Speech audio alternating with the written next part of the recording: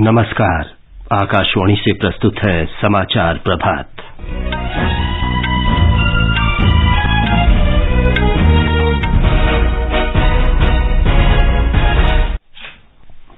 प्रधानमंत्री नरेंद्र मोदी आज वित्त मंत्रालय और कंपनी कार्य मंत्रालय के ऐतिहासिक सप्ताह समारोह का उद्घाटन करेंगे।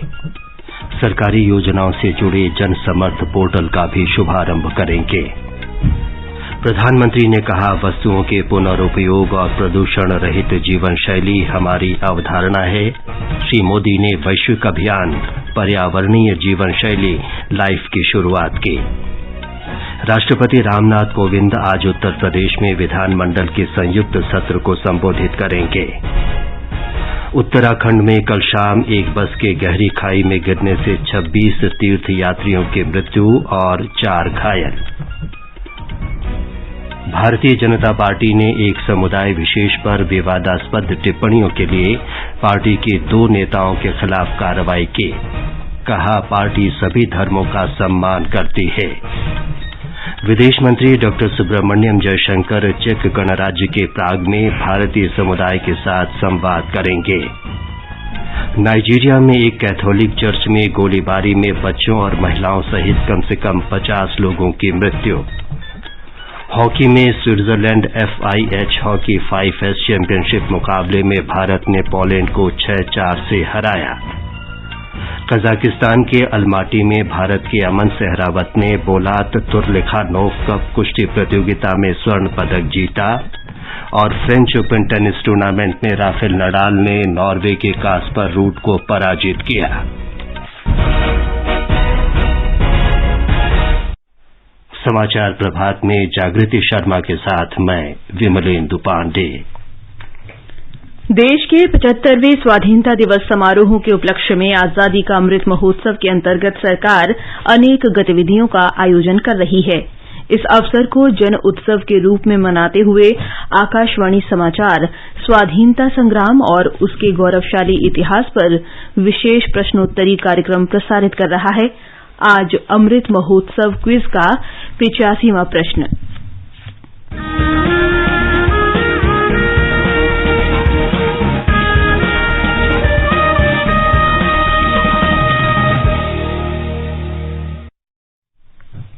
आज का प्रश्न है, इंडियन नेशनल कांग्रेस ने किस वर्ष में पूर्ण स्वराज्य की मांग की थी? प्रश्न एक बार फिर सुन लें। इंडियन नेशनल कांग्रेस ने किस वर्ष में पूर्ण स्वराज की मांग की थी? श्रोता अपने उत्तर व्हाट्सएप नंबर 8826546262 पर भेज सकते हैं या हमें इस पते पर ईमेल कर सकते हैं, amritmahotsav@prasarbharati.gov.in। ईमेल पता एक बार फिर सुन लें, amritmahotsav@prasarbharati.gov.in। एक भाग्यशाली प्रतिभागी को विजेता चुना जाएगा और कल के समाचार प्रभात में उनके नाम की घोषणा की जाएगी। विजेता को प्रमाण पत्र और पुरस्कार भी दिया जाएगा। अब समाचार विस्तार से। प्रधानमंत्री नरेंद्र मोदी आज वित्त मंत्रालय और कंपनी कार्य मंत्रालय के ऐतिहासिक सप्ताह समारोह का उद्घाटन करेंगे। सप्ताह भर का ये आयोजन आजादी के अमृत महोत्सव के अंतर्गत आज से 11 जून तक मनाया जाएगा। प्रधानमंत्री मोदी ऋण से जुड़ी सरकारी योजनाओं के लिए जन समर्थ पोर्टल का भी शुभारंभ करेंगे। एक रिपोर्ट। जन समर्थ पोर्टल का मुख्य उद्देश्य विभिन्न क्षेत्रों के समावेशी विकास और प्रगति को सरल और आसान डिजिटल प्रक्रियाओं के माध्यम से सही प्रकार के सरकारी लाभों के साथ मार्गदर्शन प्रदान करना है। श्री मोदी एक डिजिटल प्रदर्शनी का भी उद्घाटन करेंगे जो पिछले 8 वर्षों में दोनों मंत्रालयों की यात्रा दर्शाएगी। प्रधानमंत्री 1 रुपए, 2 रुपए, 5 रुपए, 10 रुपए और 20 रुपए के सिक्कों की विशेष श्रृंखला भी जारी करेंगे। सिक्कों की इन विशेष श्रृंखलाओं में आजादी के अमृत महोत्सव का लोगो होगा और दृष्टिबाधित व्यक्तियों द्वारा भी आसानी से पहचाना जा सकेगा। यह कार्यक्रम देश भर में 75 स्थानों पर एक साथ आयोजन किया जा रहा है और प्रत्येक स्थान को वर्चुअल माध्यम से मुख्य कार्यक्रम स्थल से जोड़ा जाएगा। अनुपम मिश्र, आकाशवाणी समाचार, दिल्ली। प्रधानमंत्री नरेंद्र मोदी ने कहा है कि वस्तुओं के पुनर्उपयोग और प्रदूषण रहित जीवन शैली हमारी अवधारणा है। ये अर्थव्यवस्था हमारी संस्कृति और जीवन शैली का अभिन्न अंग है। विश्व पर्यावरण दिवस पर कल वीडियो कॉन्फ्रेंस के माध्यम से वैश्विक पहल पर्यावरणीय जीवन शैली लाइफ की शुरुआत करते हुए श्री मोदी ने कहा कि यह हमारी धरती की सुरक्षा के अनुरूप है। प्रधानमंत्री ने पर्यावरण संरक्षण में देश के प्रभावी प्रयास के लिए 1 अरब 30 करोड़ भारतीयों को धन्यवाद दिया।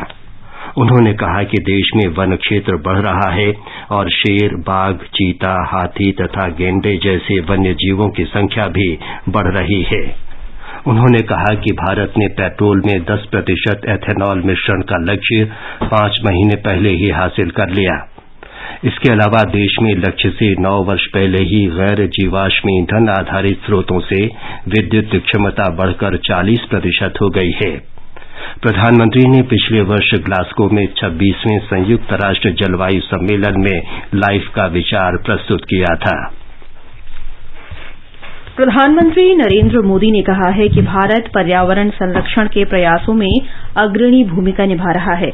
सतत विकास के साथ समय की आवश्यकता है। रोटरी इंटरनेशनल वर्ल्ड कन्वेंशन को एक वीडियो संदेश में श्री मोदी ने कहा कि प्रकृति के साथ सद्भाव से रहने की सदियों पुरानी संस्कृति से प्रेरित होकर 1 अरब 40 करोड़ भारतीय पृथ्वी को स्वच्छ और हरा भरा रखने का हर संभव प्रयास कर रहे हैं। प्रधानमंत्री ने अंतर्राष्ट्रीय सौर संगठन और पर्यावरणीय जीवन शैली जैसी भारत की पहल का भी उल्लेख किया। उन्होंने रोटरी इंटरनेशनल के कार्यों की सराहना की और उनसे पूरी दुनिया में बड़ी संख्या में योग दिवस मनाने को कहा। इससे पहले मृदा संरक्षण आंदोलन के एक कार्यक्रम में प्रधानमंत्री मोदी ने कहा कि पर्यावरण संरक्षण में भारत का प्रयास बहुआयामी रहा है और जलवायु परिवर्तन में भारत की भूमिका नगण्य है। विश्व पर्यावरण दिवस पर कल नई दिल्ली में ये कार्यक्रम आयोजित किया गया था। विश्व के बड़े और आधुनिक देश न केवल धरती के ज्यादा से ज्यादा संसाधन का दोहन कर रहे हैं, बल्कि सबसे ज्यादा कार्बन एमिशन भी उन्हीं के खाते में जाता है। कार्बन एमिशन का ग्लोबल औसत प्रति व्यक्ति 4 टन का है, जबकि भारत में प्रति व्यक्ति कार्बन फुटप्रिंट प्रतिवर्ष आधे टन के आसपास ही है। कहां 4 टन और कहां आधे टन। बावजूद इसके भारत पर्यावरण की दिशा में एक होलिस्टिक अप्रोच के साथ न केवल देश के भीतर बल्कि वैश्विक समुदाय के साथ भी जुड़ करके काम कर रहा है। प्रधानमंत्री ने कहा कि सरकार के विभिन्न कार्यक्रमों में प्रकृति के संरक्षण के उपाय किए गए हैं। देश में पिछले 8 साल में जो योजनाएं चल रही हैं, जो भी प्रोग्राम चल रहे हैं, सभी में किसी न किसी रूप से पर्यावरण संरक्षण का आग्रह है। स्वच्छ भारत मिशन हो या वेस्ट टू वेल्थ से जुड़े कार्यक्रम, अमृत मिशन के तहत शहरों में आधुनिक सीवेज ट्रीटमेंट प्लांट्स का निर्माण हो या फिर सिंगल यूज प्लास्टिक से मुक्ति का अभियान या नमामि गंगे के तहत गंगा स्वच्छता का अभियान, one sun one grid, solar energy पर फोकस हो या इथेनॉल के उत्पादन और ब्लेंडिंग, दोनों में वृद्धि, पर्यावरण रक्षा के भारत के प्रयास बहुआयामी रहे। किसानों को मिट्टी की गुणवत्ता के बारे में जागरूक करने के लिए व्यापक अभियान चलाया गया और मृदा स्वास्थ्य कार्ड उपलब्ध कराए गए। केंद्र शासित प्रदेश जम्मू कश्मीर के उपराज्यपाल मनोज सिन्हा ने राज्य के लोगों से शांति को बढ़ावा देने के लिए आतंकी तत्वों को अलग थलग करने की अपील की। उपराज्यपाल कल श्रीनगर में विश्व पर्यावरण दिवस पर शेर ए कश्मीर इंटरनेशनल कन्वेंशन सेंटर में आयोजित समारोह को संबोधित कर रहे थे। श्री सिन्हा ने कहा कि जम्मू कश्मीर पड़ोसी देश द्वारा प्रायोजित एक अन्य प्रकार के आतंक को देख रहा है जो सामाजिक सद्भाव को नुकसान पहुंचा रहा है। उन्होंने कहा कि अब समाज को इस मुद्दे पर खुलकर बोलना चाहिए। उन्होंने विभिन्न समुदायों से आतंकवाद के खिलाफ एकजुट होने की अपील की। ये समाचार आकाशवाणी से प्रसारित किए जा रहे हैं। लक्ष्य अंत्योदय प्रण अंत्योदय। देश में 45 करोड़ लोगों के बैंक खाते खुले पहली बार। 3 करोड़ से अधिक परिवारों को आवास मिला पहली बार। 3 करोड़ 28 लाख लोगों को आयुष्मान भारत से मुफ्त इलाज मिला पहली बार। देश के करोड़ों करोड़ों नागरिकों के लिए एक परिवार के सदस्य के रूप में काम कर रहा है। 8 साल सेवा, सुशासन और गरीब कल्याण। समाचार प्रभात में आपका फिर स्वागत है। आगे बढ़ने से पहले मुख्य समाचारों पर एक नजर। प्रधानमंत्री नरेंद्र मोदी आज वित्त मंत्रालय और कंपनी कार्य मंत्रालय के ऐतिहासिक सप्ताह समारोह का उद्घाटन करेंगे। सरकारी योजनाओं से जुड़े जन समर्थ पोर्टल का भी शुभारंभ करेंगे। प्रधानमंत्री ने कहा कि वस्तुओं के पुनरुपयोग और प्रदूषण रहित जीवन शैली हमारी अवधारणा है। श्री नरेंद्र मोदी ने वैश्विक अभियान पर्यावरणीय जीवन शैली लाइफ की शुरुआत की। राष्ट्रपति रामनाथ कोविंद आज उत्तर प्रदेश में विधानमंडल के संयुक्त सत्र को संबोधित करेंगे। उत्तराखंड में कल शाम एक बस के गहरी खाई में गिरने से 26 तीर्थयात्रियों की मृत्यु हो गई और 4 घायल।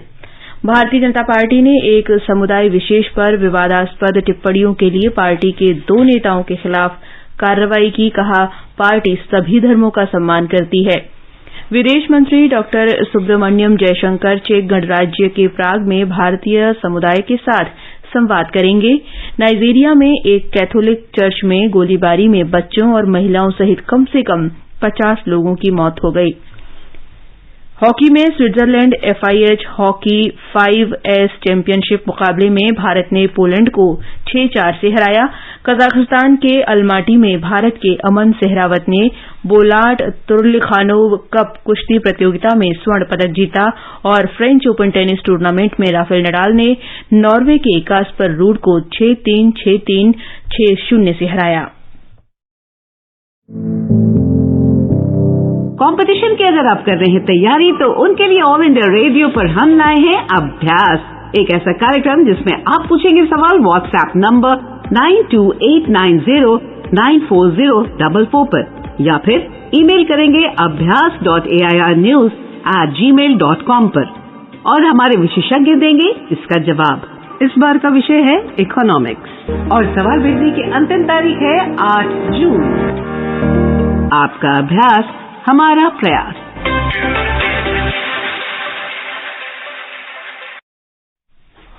राष्ट्रपति रामनाथ कोविंद आजादी के अमृत महोत्सव वर्ष के उपलक्ष्य में आज उत्तर प्रदेश में विधानमंडल के संयुक्त सत्र को संबोधित करेंगे। राज्यपाल आनंदीबेन पटेल, विधान परिषद के सभापति कुंवर मानवेंद्र सिंह, विधानसभा अध्यक्ष सतीश महाना, मुख्यमंत्री योगी आदित्यनाथ, विधान परिषद में विपक्ष के नेता लाल बिहारी यादव, विधानसभा में विपक्ष के नेता अखिलेश यादव और दोनों सदनों के सदस्य इस अवसर पर उपस्थित रहेंगे।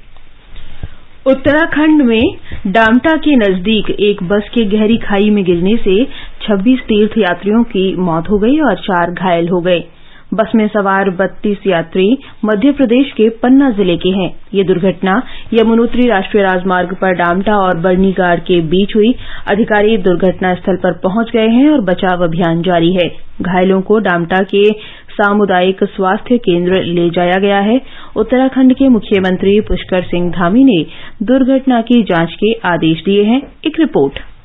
मध्य प्रदेश के मुख्यमंत्री शिवराज सिंह चौहान प्रदेश के मुख्यमंत्री पुष्कर सिंह धामी के साथ आज दुर्घटना स्थल का मुआयना करने जा रहे हैं। इससे पहले श्री शिवराज सिंह चौहान ने प्रदेश के अधिकारियों के साथ बैठक कर दुर्घटना के बारे में विस्तृत जानकारी ली। वे देहरादून के एक अस्पताल में भी गए, जहां दुर्घटना में घायल लोगों का इलाज चल रहा है। इस बीच राष्ट्रपति रामनाथ कोविंद और उपराष्ट्रपति एम वेंकैया नायडू ने दुर्घटना में मृत लोगों के प्रति श्रद्धांजलि व्यक्त की है और घायलों के शीघ्र स्वस्थ होने की कामना की है। उधर हादसे के शिकार तीर्थयात्रियों के शव पोस्टमार्टम के लिए जौहरी ग्रांट अस्पताल लाए जा रहे हैं। राघवेश पांडे, आकाशवाणी समाचार, देहरादून। भारतीय जनता पार्टी ने एक समुदाय विशेष पर विवादास्पद टिप्पणियों के लिए पार्टी के 2 नेताओं के खिलाफ कार्रवाई की है। भाजपा ने पार्टी प्रवक्ता नूपुर शर्मा को निलंबित कर दिया है और दिल्ली इकाई मीडिया प्रमुख नवीन कुमार जिंदल को पार्टी से निकाल दिया है। पार्टी की केंद्रीय अनुशासन समिति के सदस्य सचिव ओम पाठक ने बताया कि सुश्री नूपुर शर्मा ने पार्टी की विचारधारा के खिलाफ बयान दिया। ये भाजपा के संविधान का खुला उल्लंघन है। दिल्ली भाजपा प्रमुख आदेश गुप्ता ने श्री जिंदल को जारी निष्कासन पत्र में कहा है कि उन्होंने सोशल मीडिया के जरिए सांप्रदायिक एकता को ठेस पहुंचाई है। ये पार्टी की विचारधारा के खिलाफ है। विदेश मंत्री डॉक्टर एस जयशंकर ने आज चेक गणराज्य के प्राग में भारतवंशियों से बातचीत की। विदेश मंत्री 2 देशों की यात्रा के क्रम में चेक गणराज्य में हैं। डॉक्टर जयशंकर ने एक ट्वीट में कहा कि चेक गणराज्य में भारतीय समुदाय का विस्तार काफी उत्साहजनक है। उन्होंने भारतवंशियों से बातचीत में स्वदेश में हो रहे विकास का उल्लेख किया और दोनों देशों के द्विपक्षीय संबंधों की चर्चा की। रक्षा मंत्री राजनाथ सिंह 8 से 10 जून तक वियतनाम की 3 दिन की यात्रा पर जाएंगे। दोनों देशों के बीच रक्षा सहयोग और सुदृढ़ बनाने के लिए वे वियतनाम के रक्षा मंत्री के साथ द्विपक्षीय वार्ता भी करेंगे। श्री राजनाथ सिंह वियतनाम के ना त्रांग में प्रशिक्षण संस्थानों का भी दौरा करेंगे, जिसमें दूरसंचार विश्वविद्यालय भी शामिल है। वियतनाम में भारत सरकार के $50 लाख के अनुदान से एक सैन्य सॉफ्टवेयर पार्क स्थापित किया जा रहा है। नाइजीरिया के ओंडो प्रांत में कल एक कैथोलिक चर्च पर बंदूकधारियों के हमले में 50 लोग मारे गए और कई घायल हो गए। ओंडो प्रांत में ओबो के इस गिरजाघर में रविवार की सुबह प्रार्थना के लिए अनेक लोग एकत्र थे। बंदूकधारियों ने पहले चर्च में विस्फोट किया। इसके बाद श्रद्धालुओं पर अंधाधुंध गोलीबारी शुरू कर दी। इस सामूहिक नरसंहार के कारणों का पता नहीं चल सका है। अभी तक किसी ने हमले की जिम्मेदारी नहीं ली है। स्वास्थ्य और परिवार कल्याण मंत्री मनसुख मांडविया ने कहा है कि सरकार ने सेवानिवृत्त कर्मचारियों के लिए ₹500 तक के चिकित्सा दावों का भुगतान बिना किसी जांच के करने का फैसला किया है। पटना में कल केंद्रीय सरकार स्वास्थ्य योजना CGHS के अपर निदेशक के नए कार्यालय का उद्घाटन करते हुए श्री मांडविया ने कहा कि अधिकारियों को CGHS के लाभार्थियों की समस्याओं को सुनने और समाधान के लिए जिला और प्रखंड स्तर पर पंचायतें आयोजित करने के निर्देश दिए गए हैं। केंद्रीय मंत्री ने कहा कि प्रधानमंत्री नरेंद्र मोदी के नेतृत्व में सामान्य जनता तक स्वास्थ्य सुविधाएं और देखभाल की पहुंच बनी है। श्री मांडविया ने कहा कि पटना एम्स में क्रिटिकल केयर हॉस्पिटल ब्लॉक बनाया जाएगा और ICU तथा CCU में 150 बिस्तरों की व्यवस्था की जाएगी। ऋण शोधन अक्षमता और दिवाला संहिता IBC राष्ट्रीय जनतांत्रिक गठबंधन सरकार के पिछले 8 वर्ष के महत्वपूर्ण सुधारों में से एक है। IBC लागू होने से ऋण वितरण आसान हो गया है और ऋण न चुकाने वालों पर कार्रवाई से फंसे ऋण में भी कमी आई है। IBC से पहले कई कानूनों के कारण ऋण शोधन और समायोजन बेहद जटिल था। इससे जुड़े विवादों का समाधान करना व्यापारियों और बैंकिंग प्रणाली के लिए कठिन था। साथ ही इस प्रक्रिया में बहुत समय लगता था। देश में व्यापार को सुगम बनाने के लिए मोदी सरकार ने गैर जरूरी कानूनों को हटाया और बैंकिंग प्रणाली में सुधार और ऋण प्रक्रिया को आसान बनाने के लिए IBC लागू किया। ब्यौरा हमारे संवाददाता से। IBC के माध्यम से सरकार ने बैंकिंग प्रणाली में भ्रष्टाचार खत्म करने और फंसे ऋण में कमी लाने का प्रयास किया है। कई औद्योगिक गतिविधियां कंपनी अधिनियम 2013 के अंतर्गत आपराधिक श्रेणी के दायरे से बाहर कर दी गई हैं। सरकार ने पिछले 8 वर्षों में कई गैर जरूरी कानूनों को वापस लिया है। इससे आम आदमी को काफी राहत मिली है। IBC के सुधार के कारण विश्व बैंक दिवाला विवाद सुलझाने से संबंधित सूचकांक में भारत की स्थिति में सुधार हुआ है। वर्ष 2017 में भारत 136वें स्थान पर था, जबकि वर्ष 2020 में वो 52वें स्थान पर पहुंच गया। सरकार ने करदाताओं के धन को बचाने में भी महत्वपूर्ण सफलता पाई है। संजीव की रिपोर्ट के साथ समाचार कक्ष से मैं बलबीर सिंह गुलाटी। भारत ने FIH हॉकी 5S चैंपियनशिप का खिताब जीत लिया है। स्विट्जरलैंड के लुसान में कल फाइनल में भारत ने पोलैंड को 6-4 से हराया। स्पेन के राफेल नडाल ने फ्रेंच ओपन टेनिस टूर्नामेंट जीत लिया है। पुरुष सिंगल्स के फाइनल में नडाल ने नॉर्वे के कास्पर रूड को पराजित किया। नडाल ने फ्रेंच ओपन टूर्नामेंट 14वीं बार जीता है। कजाकिस्तान के अलमाटी में भारत के अमन सहरावत ने बोलाट तुर्लिखानोव कप कुश्ती प्रतियोगिता में स्वर्ण पदक जीता है। बजरंग पुनिया को कांस्य पदक मिला। भारत को संयुक्त विश्व कुश्ती रैंकिंग श्रृंखला में 6 स्वर्ण, 1 रजत और 4 कांस्य सहित कुल 11 पदक मिले। इनमें 5 स्वर्ण पदक महिला प्रतिभागियों ने जीते हैं। आजादी का अमृत महोत्सव के अंतर्गत आइए अब सुनते हैं आकाशवाणी की विशेष प्रस्तुति आजादी का सफर। आजादी का अमृत महोत्सव।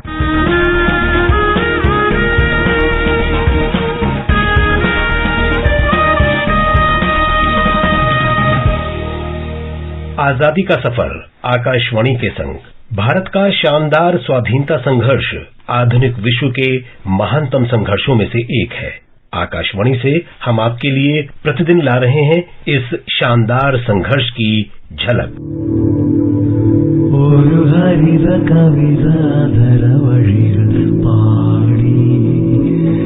वंदे मातरम आदरवेट्टु पाड़ी वंदे मातरम। आज की कड़ी में हम राष्ट्रवादी एन्नी मस्कारेने को स्मरण कर रहे हैं। उनका जन्म 6 जून 1902 को त्रिवेंद्रम में हुआ था। अक्कम्मा चेरियन और पैटम तानो पिड़ले के साथ मस्कारेने स्वतंत्रता आंदोलन और रियासतों के भारतीय संघ में विलय के समर्थक प्रमुख नेताओं में थीं। भारत में भाग्य में ഞാൻ പിറന്ന മണ്ണു നിന്റേതല്ലോ എന്റെ ചോരയിൽ ആശഭാവമായി നീ വിടർന്നു നിൽക്കയാണിതാ। फरवरी 1938 में त्रावणकोर के लिए उत्तरदायी सरकार स्थापित करने के उद्देश्य से राजनीतिक पार्टी त्रावणकोर स्टेट कांग्रेस बनी। तब मस्कारेने उसमें शामिल होने वाली पहली महिलाओं में थीं। उन्हें पार्टी की कार्यकारिणी में नियुक्त किया गया। 1938 और 1939 में मस्कारेने ने त्रावणकोर सरकार के आर्थिक विकास बोर्ड में कार्य किया। 1942 में वे भारत छोड़ो आंदोलन में शामिल हुईं। 2 वर्ष उपरांत वे त्रावणकोर स्टेट कांग्रेस की सचिव चुनी गईं। मस्कारेने की गतिविधियों के कारण उन्हें 1939 से 1947 के बीच कई बार गिरफ्तार किया गया और जेल भेजा गया। നെഞ്ചിൽ തുടികൊള്ളും ഒരു ശബ്ദം ജയ് ഹിന്ദുസ്ഥാൻ കാശ്മീരും പഞ്ചാബും അസാമും ഒന്നല്ലോ നാം ഇന്ത്യ का।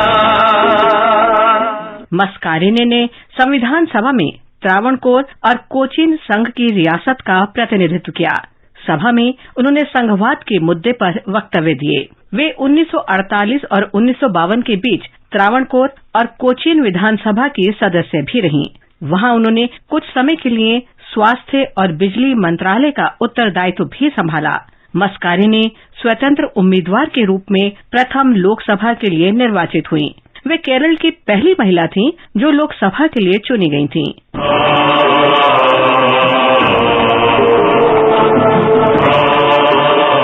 एन्नी मस्कारेने का निधन 19 जुलाई 1963 को हुआ। उन्होंने जीवन पर्यंत लोगों की बेहतरी के लिए कार्य जारी रखा।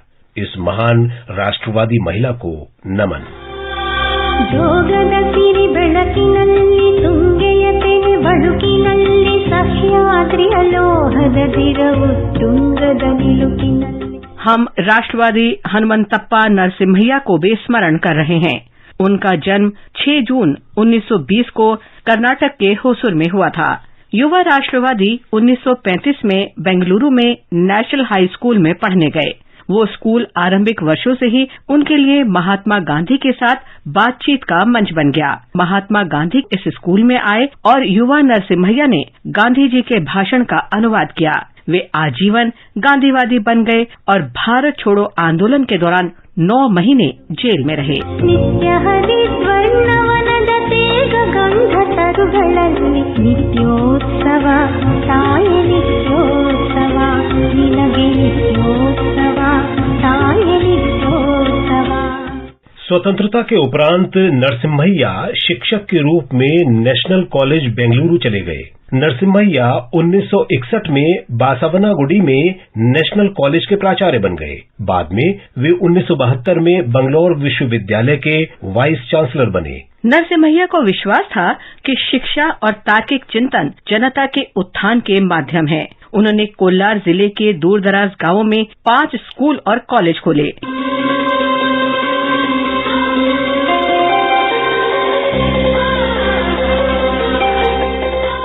नरसिम्हैया को भारत सरकार ने 1985 में पद्म भूषण से सम्मानित किया। 2005 में उनका निधन हो गया। पूरे राजकीय सम्मान के साथ उनका अंतिम संस्कार किया गया। इस महान भारतीय को हमारा नमन।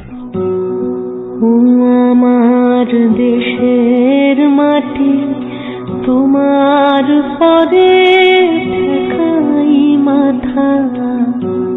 हम क्रांतिकारी स्वतंत्रता सेनानी अशोक नंदी को श्रद्धांजलि अर्पित कर रहे हैं। उनका निधन 6 जून 1909 को हुआ था। अशोक नंदी का जन्म 1888 में हुआ था। वे वर्तमान बांग्लादेश के कोमिल्ला में रिवोल्यूशनरी ग्रुप के सदस्य थे।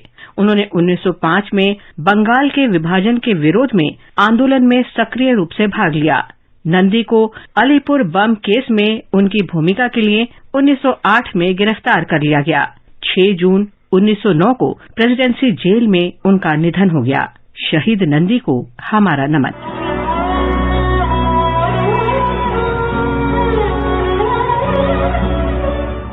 आज बस इतना ही। आजादी का सफर आकाशवाणी के संग। कल फिर मिलेंगे नई कड़ी के साथ।